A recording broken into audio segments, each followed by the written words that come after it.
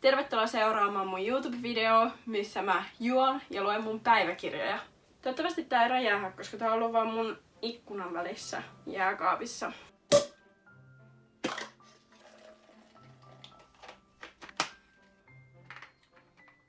Ton piti nousta päähän ennen kuin mä pystyin lukemaan humalassa päiväkirjaa, joten mä päätin kuunnella musiikkia ja tanssia, mutta koska mä en halua get copyrighted, niin te ette kuule sitä.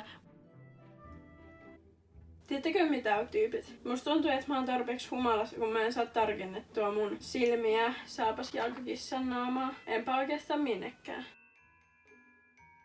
Oh my god, mitä mä...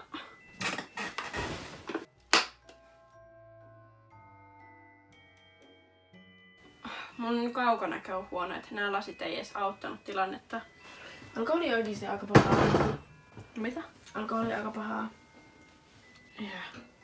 Siis mä tulin siihen lopputulokseen, että tämän päiväkirjan lukeminen ei onnistu humalassa, koska se ei siis kirjaimellisesti onnistu humalassa. Joten mä menen nyt nukkumaan ja mä jatkan sit kun mä jaksan taas.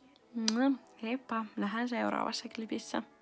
Eli nyt mä oon kuvaamassa tätä videoa vähän paremmin varautuneena, nimittäin mä oon merkannut valmiiksi mun kaikki hauskimmat jutut. Mä oon saanut hirveästi kommentteja siitä, että mä oon mun jokaisella videolla humalassa, mutta tätä ei lasketa, koska mä olin vaan tuossa alussa.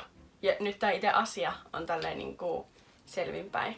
Silloin kun mä hyppäsin 3 metristä, mun yläosa silleen pompahti tisseen yläpuolelle. Mulle tuli hirveä pelko siihen, että se tapahtuisi uudestaan, joten niinku tulevilla hyppykerralla mä pitelin mun tisseistä tälleen kiinni. Mä yritin katsoa leffaa, mutta toi kärpinen kiusasi mua, sitten mä tapoin sen. Tänään me käytiin puistossa ja siellä oli tosi iso vaahtera. Tosi moni poika on kattonut mua silmiä ja hymyillyt mulle. Ehkä mä oon vaan ajatellut koko asian, mut kumminkin. Mä näin Maijasta niin ärsyttävää unta. Mä en muista mitä siinä tapahtui, mut sen mä tiedän, että mä vihaan sitä. Ja oikeastaan voinko mä tehdä mitään muuta kuin vihata häntä paholaiseen ruumiillistumaan. Yksi rupesi juttelemaan mulle ja se sanoi, että se tykkää musta ja että mä olisin nätti. Mä oon silleen, ok, me ei ole edes nähty vielä. No sit pari päivää kuluu ja yksi ja se sanoi, että se tykkää musta ja se sanoi myös, että mä oon nätti. Kertoi mulle just, että se tykkäisi musta. Ja sanoo mulle, että se tykkäisi musta myös. Onko tää joku juttu, että kerrotaan Annakaiselle, että me tykätään siitä ja katsotaan miten se reagoi? Mitä?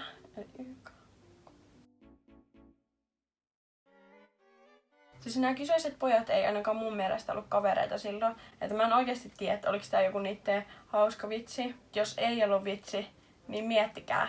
5 poikaa. 5 poikaa on tykännyt musta samaan aikaan. Kiva, kun mulla on ollut 7-luokalla enemmän vientiä, mitä mulla on nyt. Nyt on sunnuntai. Makaan vällyissä ja vihaan itseäni. Maija vaan hakkaa mua ja mä voisin hakata sitä takaisin, mutta väkivalta ei ole ratkaisu. Oltiin Malakassa katsomassa jouluvaloja. Siellä oli 3 tietäjää, jotka oli jotain 18-25-vuotiaita miehiä. Juonen paljastuksia, komeita semmosia.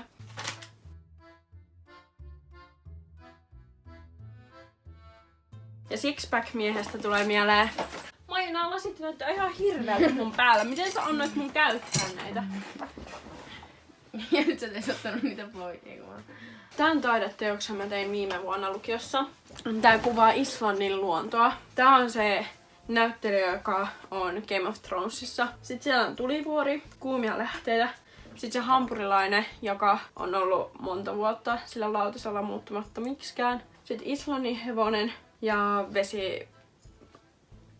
Tää on islantilainen tunnettu rakennus. Ihan hieno. Kiitos. Onko Islannissa tulivuoria? No niin, siinä oli ensimmäinen päiväkirja. Mennäänpä sitten 8-9-luokan päiväkirjaan. Ja tää oikeesti on maailman surullisin näky, koska siis mä osasin selittää tän paremmin humalassa, eli mä annan nyt teidän kuulla sen. Nää oli mun urheilukassissa, jossa mun juomapullo oli avautunut. Ja niin tämä päiväkirja kohtasi vesiongelmia. 8-9-luokka oli silloin, kun draama oikeesti tapahtui, että milloinkaan on ollut oikeesti niinku asia, mistä kertoo. Niin tää oikeesti on pelkästään vaan surullista. Siis muistatteko, kun maailmanlopun piti tulla 12.12.2012 kello 12, niin mä oon kirjoittanut siitä tilanteesta.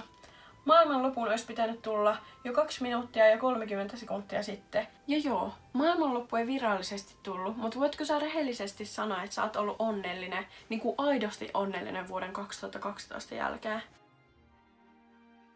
Sitten me päästään päiväkirjan numero 3. mä oon vaan kiroillut tän sivun täyteen, koska mulla oli koeviikko tulossa, enkä mä ollut vielä aloittanut lukemaan. Mä olin siis vessassa ja mä pyysin Maijaa tuomaan mulle tampoonin. Ja kun mä avasin sen vessaoven, niin se tampooni olikin lattialla. Ja kun mä rupesin kurottamaan siihen, niin se lähti silleen niinku narun perässä menemään kauemmas. Ja se oli oikeesti mun elämän hauski juttu. Joka on toisaalta vähän surullista, mutta... Maija, tuu tähän videoon! Okei, eli siis me oltiin huoltoasemalla menossa meidän mummon luokse ja... Thank you, I designed it. Ja Maija tilasi itselleen hampurilaisen. Ja kun se purasi sitä, niin sitä kastiketta valui ihan huolella näin. Ja se oli mulle silleen, Kaisa, please, käy hakemassa paperia. Ja Kaisa vaan nauroi mulle siinä tyyli jonkun 5 minuuttia. Ja mä tyyli itkin siinä, koska mä en pystynyt itse lähteä, kun mun kädetkin oli ihan täynnä sitä kastiketta. Niin sitten joku mies vierestä pöydästä oli se, okei, tarvittekö te paperia? Mä olin kyllä. Mitä jalat? Miksi avata jalat, kun voi avata raamatun? Äsken Maija pyyti, että heitän yhden karkin, mutta mä heitin sen lattialle ja sanoin, et sanonut minne pitää heittää, ja nauroin. Ja mun mielestä on hauska. Metroasemalla oli orava, ja mä itkin, kun mä en tiennyt, että pääskö se ulkoilmaan. Ja mä kirjoitin asiasta Demiin. Pääs. Et sä voi tietää sitä. Minne se olisi mukaan jäänyt? Maija päätti täyttöön sillä iholla, että se olisi 9 viilaleipä, mutta se otti vaalean. Mä oon niin vihainen. Eli se ei ottanut sitä mun yhtä toivetta huomioon. Haluan pestä mun suun laavalla. Kamala nälkä, viha Maija. Se pilasi mun elämän. Yhdestä subista siis puhuttiin tässä.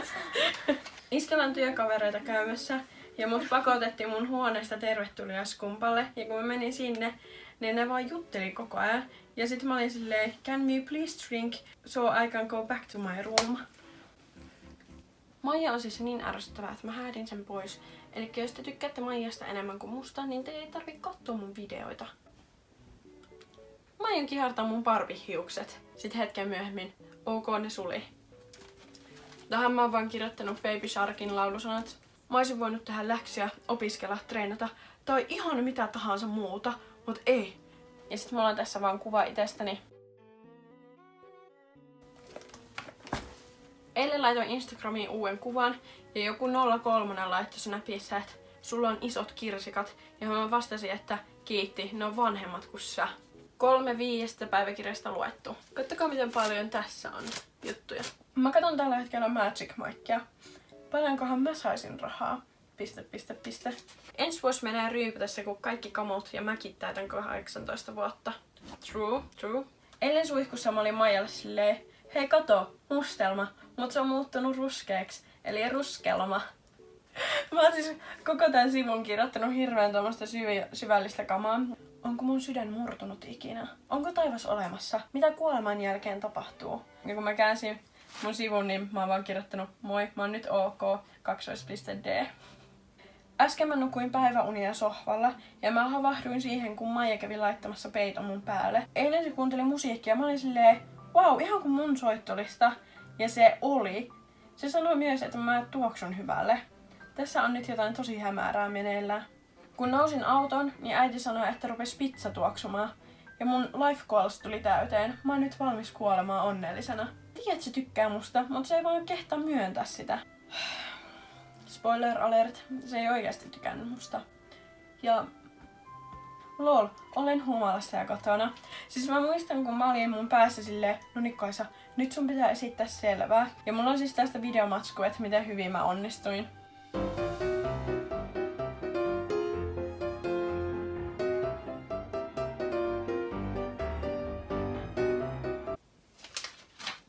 Tänään meidän perheellä oli pastakriisi. Mä sain tietää, että mun kullipastat, siis mä olin Italiassa, niin mä toin sieltä tuliaiseksi niinku pastoja, jotka oli...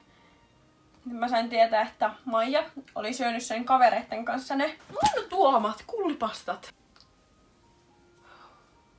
Ja oikeesti kun mä sain tietää ton, niin mä siis niinku...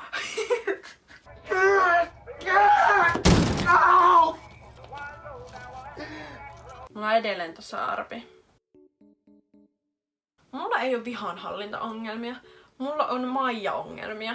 Ollaan nyt mummolassa. Mummo toivoo, että mä ja Maija ei eletä vanhaksi, että ei koeta vanhuuden tuskaa.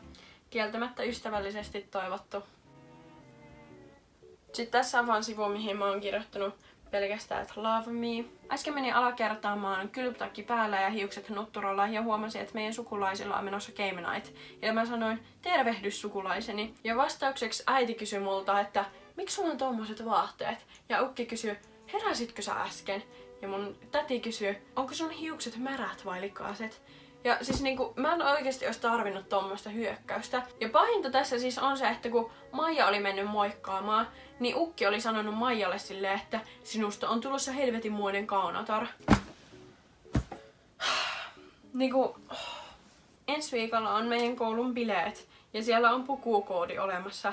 Eli valkoinen tarkoittaa sinkku, punainen varattu, keltainen säätö ja musta kiimasta. Ja tässä on mun outfit. Corona mood. Maija sanoi mulle, että mun sormet näyttää läskeiltä ja mä löin sitä. Tänään oli se päivä, kun ne mun yöhousut meni taas rikki. Tein seksyä tanssia, kun mä menin kyykkyyn, niin ne repes. Mä oon hauska ja seksy. Joskus samaan aikaan. Eilen kävin lenkillä salilla, eli nyt mun ei tarvitse treenata taas seuraavaan 2 kuukauteen. Koalat viettää 99% ajastaan nukkuen ja loput etsien kumppania. Most relatable thing ever.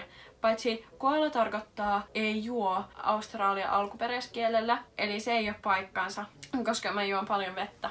Istun tällä hetkellä junassa ja mulla on banaani eväänä. Mua vastapäätä istuu 2 komistusta, eli it's my time to shine. Siis kuvittele, oot tavannut jonkun upean ihmisen, joka on kaikin puolin ihana, ja se saa sun olon prinsessaksi. Mutta sitten se laittaa sulle dickpikin, tai vielä pahempaa, paskoja meemejä. Ja tää koko sivu on omistettu sille, että miten ihmiset on niin vammaisia ja hirveitä. Lähinnä tarkoitan, tiettäkö, tämmöisessä deittailumielessä. Ja sit seuraavalle sivulle mä oon kirjoittanut How to cry like a pro. Tästä on tulossa YouTube-video. Vitun Maija oli syönyt mun tortilla ananakset, koska se parantaa... Illan kysymys. Olavi Uusirannan biisi On niin helppo olla onnellinen Everyday-soittolistalle vai Cry like a Lil Bitch-soittolistalle? Ja vastaus oli se, että Everyday, koska se on hyvä biisi. Mut sit jälkipohdinnat oli ne, että I cry everyday, niin ihan sama se oikeastaan on. Mä olin mun kavereitten Auli ja Elman kanssa Aurofesteillä ja me oltiin tanssimassa siellä lavan lähellä. Ja mun kaveri Auli pääsi niinku pojan harteille istumaan. Ja sit mun kaveri Elma, sekin pääsi. Ja se oli ihan järkyttävää, kun ne vaan piletti siellä taivaalla ja mä kysyin 2 pojalta, että voinko mä päästä niitä harteille, mutta en päässyt. Mä voisin ruveta treenaamaan ihan vaan sen takia, että jaksaisin riehua ja tanssia kännissä. Ja sit vika, eli tämänhetkinen päiväkirja. Nyt on ollut abivuosi, joten näitä lappusia ei ole niin paljon. Ja oikeastaan mä oon tuhlannut mun kaikki hauskat aivosolut näiden YouTube-videoiden editoimiseen, joten... Tänään aamiaisella mä olisin halunnut ruisleipää, mutta se oli ihan liian kuiva, niin mä laitoin sen mikroon, että se ei olisi ollut kuiva. Mä oikeasti ajattelin, että toi on ihan solid plan, kunnes 40 sekunnin päästä se mikro rupesi savuamaan ja se ruispala oli tulessa. Mä olin menossa omaan huoneeseen joskus kello 6 yöllä. Mä olin ihan räjähtäneen näköinen. Ja mä muistan, kun mä avasin sitä ovea, niin jotkut huuti mulle, että onko jatkot sun huoneessa? Ja mä vaan katsoin niitä ja olin silleen, näytänkö mä siltä, että ois? Ne oli vaan silleen, ja sitten mä menin huoneen sisälle. Mut sit, nyt mä oikeesti tajusin, että ne ei ehkä... Hetkinen! Mulla on huomenna matikka YO, mutta jos ei lue, niin ei voi pettyä. Tää oli sitä aikaa, kun mulla oli vielä se epäonnistunut itse ruskettava. Ja äiti kysyi multa silleen niinku, kai oot ottanut kaiken irti tosta väristä, viitaten tiettäkö YouTube-videoon. Ja mä olin silleen, mä oon kirjaimellisesti yrittänyt ottaa kaiken irti. Korona pilaa mun elämänlaatua ihan huolella. Oon lopettanut juomisen ja mä oon aloittanut urheilemaan. That's it. Tsaukkista!